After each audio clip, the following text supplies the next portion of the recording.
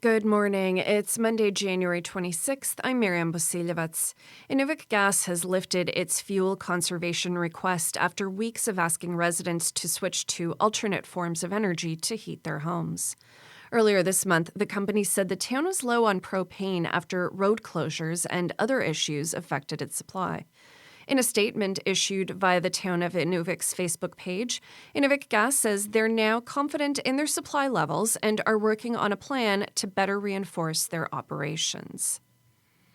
The NWT government is planning to continue its territory-wide lead tests in schools at 4 locations this coming week.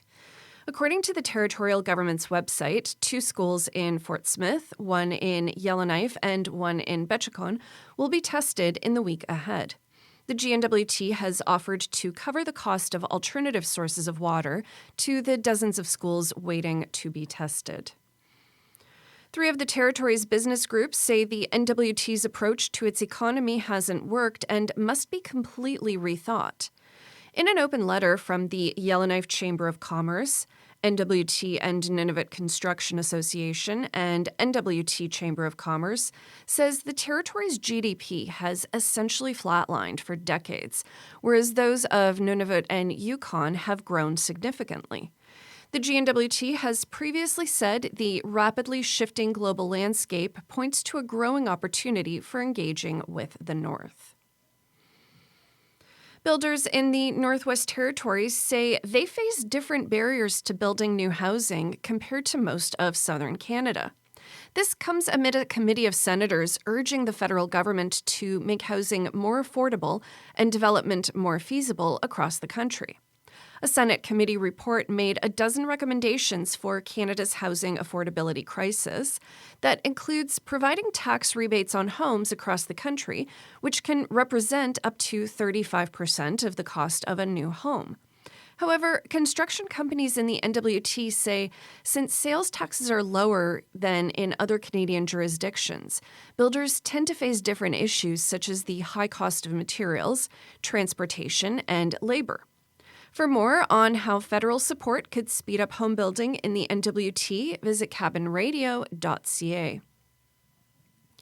The Northern Journalism Training Initiative, which was established to help NWT residents access the world of journalism and broadcasting, has run out of funding and will close next month.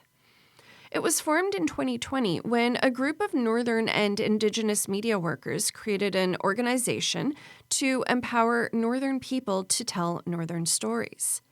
It delivered intensive programs to prospective storytellers across the region, including Inuvik and Hay River. However, the nonprofit says it no longer has the money to continue programming and will be closing up its existing projects next month.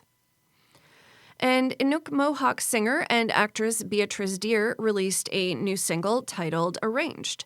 The indie rock song is rooted in vivid and emotionally rich storytelling and draws from Inuit history and stories passed down from elders about arranged marriages. Deer's single is available on streaming platforms and is playlisted by Cabin Radio. Your weather forecast for today, Yellowknife -29 and sunny. Inuvik -24 with periods of light snow. Norman Wells -22 with a high chance of flurries. Hay River -26 with light snow. Fort Smith -27 and sunny. And Fort Simpson -20 today with light snow.